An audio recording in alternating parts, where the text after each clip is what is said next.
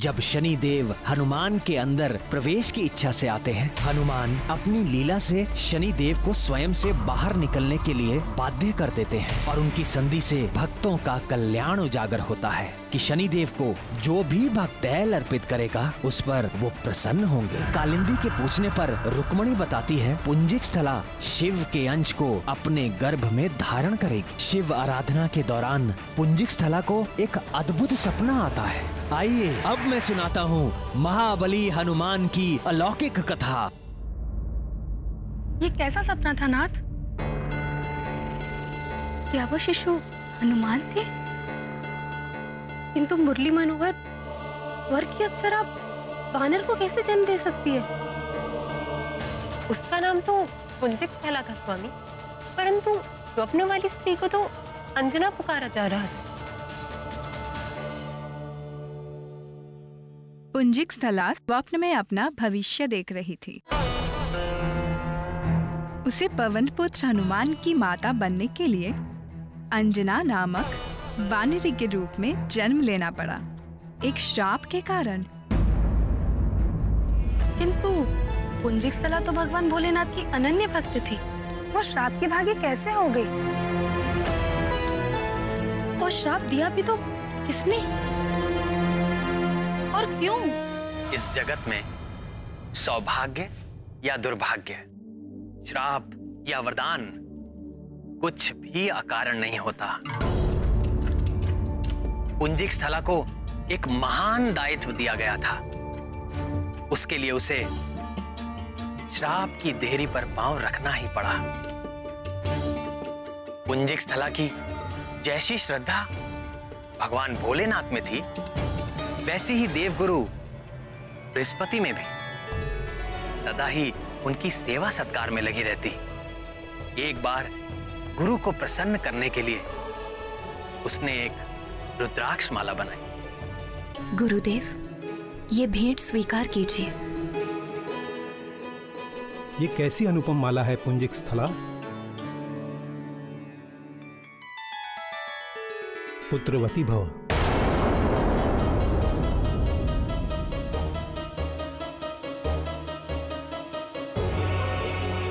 गुरुदेव, ये कैसा आशीर्वाद दे दिया आपने? मैं स्वयं चकित हूं पुत्री कि मेरे मुख से ऐसा वचन किस कारण निकला। निश्चित ही ये देवी प्रेरणा से ऐसा हुआ है।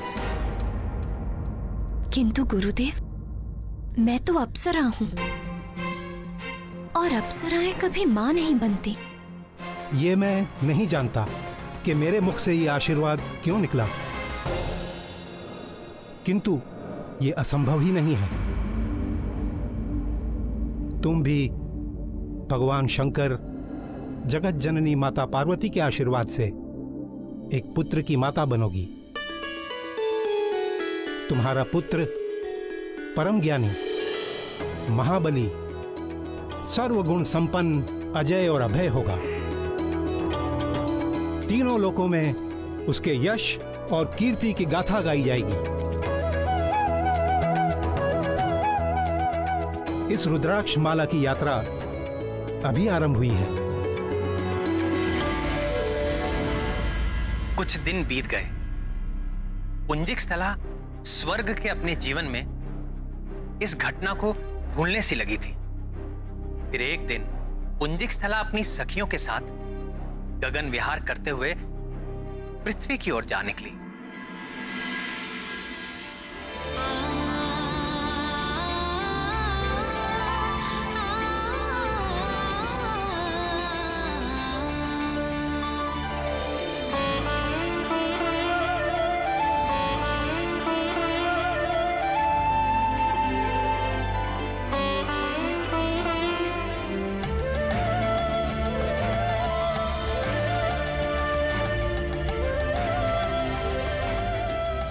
सारा संसार स्वर्ग के ऐश्वर्य और विलास के स्वप्न देखता है, हमसे ईर्ष्या करता है, किंतु पृथ्वी की सुंदरता की कोई तुलना नहीं। यहाँ हर पल एक नया दृश्य, नया रंग, एक नया भाव। अच्छा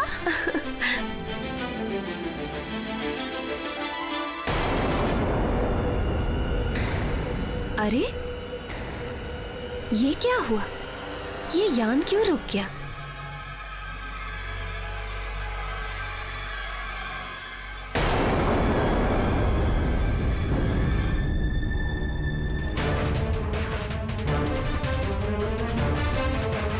हे यान, अगर आगे नहीं बढ़ सकते तो हमें नीचे ले चलो।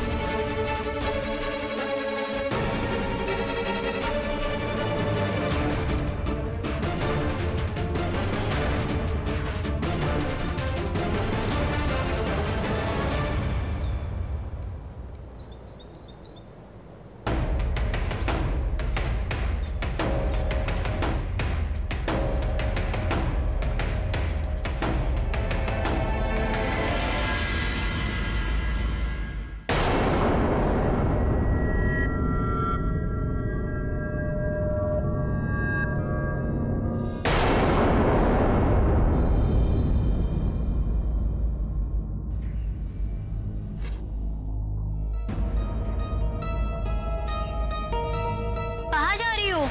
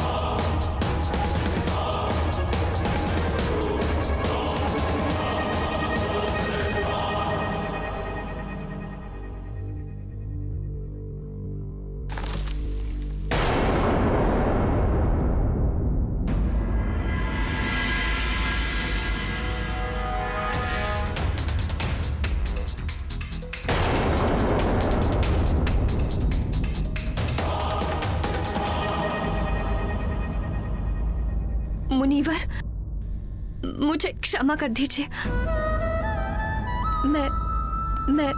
मैं वो वानर आकृति देखकर,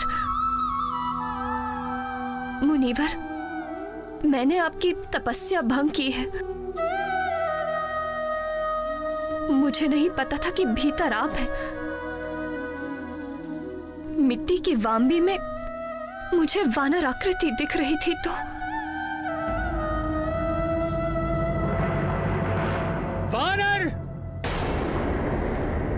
वानर बाहर नहीं, तेरे भीतर है। तुझ में ही है वानर जैसी चंचलता। जा, तू भी वानरी हो जाएगी।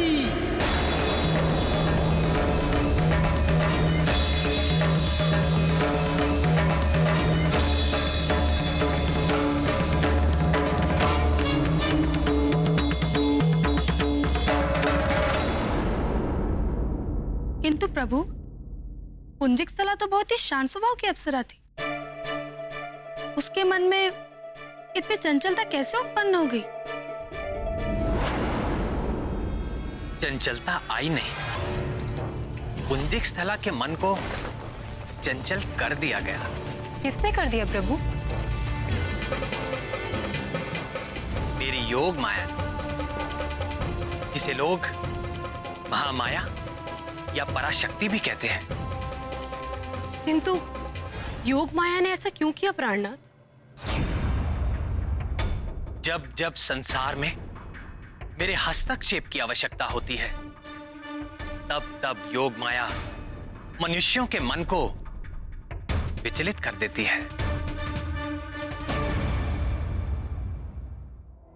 मत्स्यगंधा को देखकर यदि महर्षि पराशर का मन विचलित ना होता, तो महर्षि वेदव्यास का जन्म कैसे हो पाता? और यदि महर्षि वेदव्यास का जन्म ना हो पाता तो द्वापर में वेदों का उद्धार करके उनका विभाजन कौन करता? महाभारत और श्रीमद् भगवत की रचना कौन करता? वो भी तो मेरा ही एक अवतार है। इसी प्रकार माता कैकेयी, वो तो श्री राम को भरत के समान ही प्रेम करती थी। यदि उनका मन विचलित ना होता तो श्री राम को वनवास कैसे मिलता? और यदि श्री राम वन को ना जाते तो ना सीता हरण होता और ना ही रावण का वध हो पाता।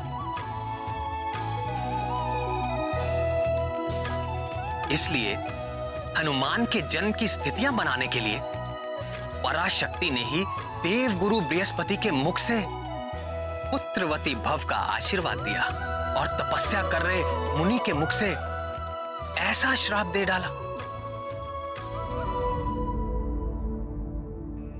मुनिवर, मुझे क्षमा कर दीजिए। इतने वर्षों तक मौन रहने के पश्चात मेरी वाणी से जो वचन निकले वो मिथ्या नहीं हो सकते। मैं चाहकर भी इसे वापस नहीं ले सकता।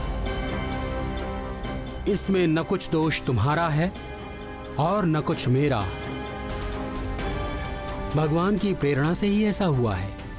तू शोक न कर पुत्री, तुम्हें भगवान महादेव के अंश को जन्म देना होगा।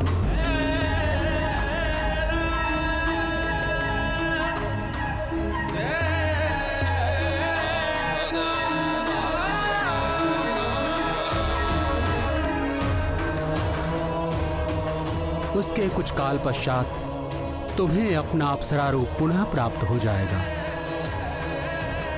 और तुम स्वर्ग को लौट सकोगी।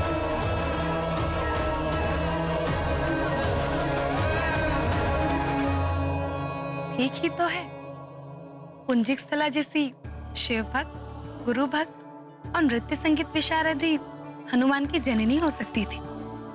हाँ, तभी तो पुंजिकथला के ये सारे सद्गुण हनुमान को भी प्राप्त हुए। तो क्या हनुमान की संगीत में भी सिद्धि है? राम भक्त हनुमान जब गाते हैं तो वो अपनी सुध बुध सब भूल जाते हैं। हनुमान जब गाते हैं तो वो हनुमान नहीं रहते, स्वयं गीत हो जाते हैं। उनके गायन से जुड़ा एक बड़ा ही रोचक प्रसंग है। सुनाइए ना मुरलीधर। हनुमान की संगीत प्रतिभा की बातें जब देव गंधर्व नारद ने सुनी तो उन्होंने हनुमान को गायन प्रतियोगिता की चुनौती दे डाली। देव मुनि नारद तो संगीत शास्त्र के महापंडित हैं और उनके आगे तो गंधर्व भी कहीं नहीं ठहरते। तो फिर क्या हुआ स्वामी? कौन जीता? धीरज रखो प्रियतमा, सब बताता हूँ। नारायण नारायण। और जब मैंने गायन आरंभ किया तो मेनका, रंभा और उर्वशी स्वयं को रोक ना सकी। सारी अप्सराएं एक साथ महादेव, क्या दृश्य था। पूरा इंद्रलोक तेरे संगीत से झूम उठा था। आप भी वहां होते तो बड़ा आनंद आता।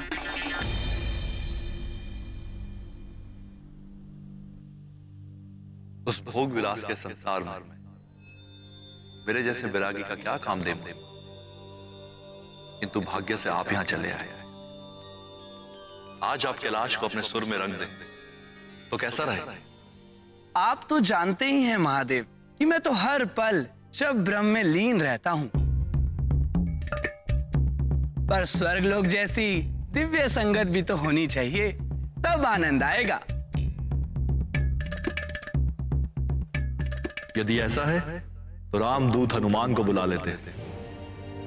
आप ही की तरह वे भी भगवान के अनन्य भक्त हैं और उत्तम कोटि के संगीतज्ञ भी। हनुमान संगीतज्ञ? वो तो थोड़ा बहुत खड़ताल मंजीरा बजा लेते हैं, इससे अधिक तो कुछ और नहीं। नहीं नारद, बजरंगबली बड़े मर्मज्ञ हैं। वो जब गाते हैं तो कुछ भी प्रभावित हुए बिना नहीं रह सकता। क्या आप उन्हें इतना ही बड़ा गायक मानते हैं कि वो मेरे साथ संगत कर सके? तो बुला लीजिए उन्हें। आज कैलाश में मेरी और उनकी प्रतियोगिता हो ही जाए। अवश्य देवर्षि।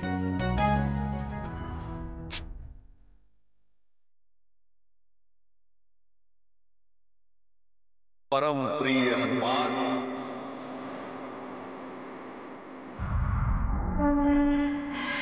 जय श्री राम।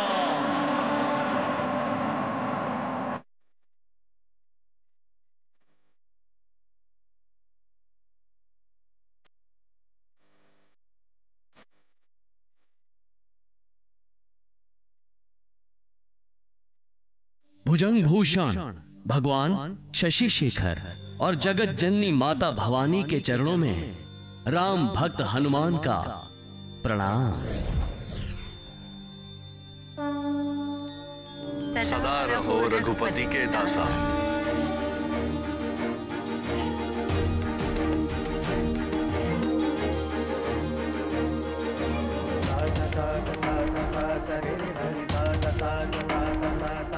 प्रणाम मुनिवर।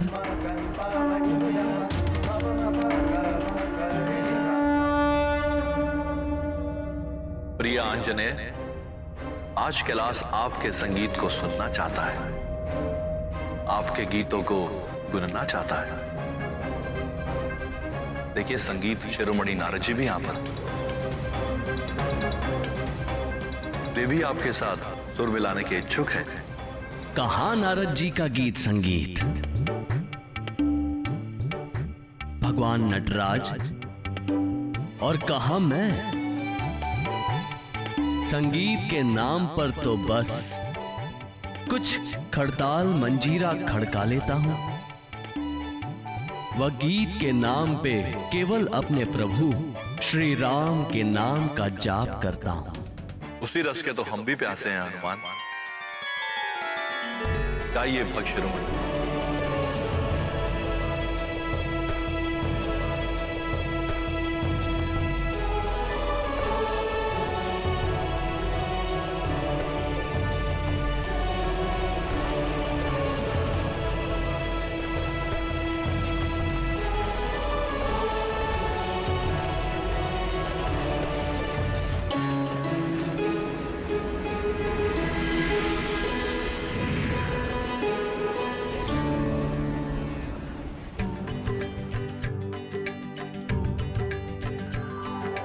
राम राम जय राजा राम, राम राम जय सीता राम।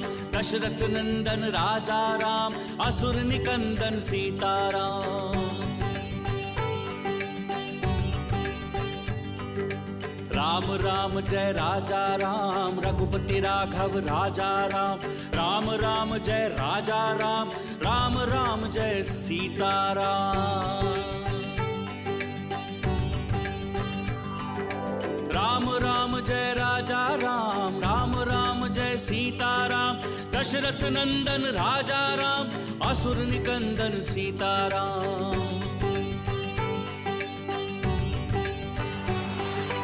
राम राम जय राजा राम, रघुपति राघव राजा राम।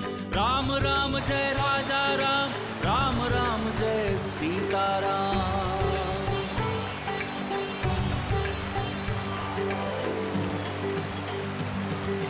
राम राम जय राजा राम, राम राम जय सीता राम। दशरथ नंदन राजा राम, असुर निकंदन सीता राम।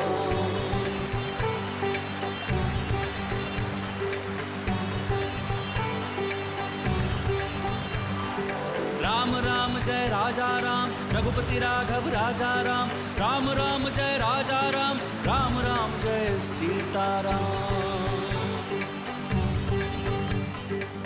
जय जय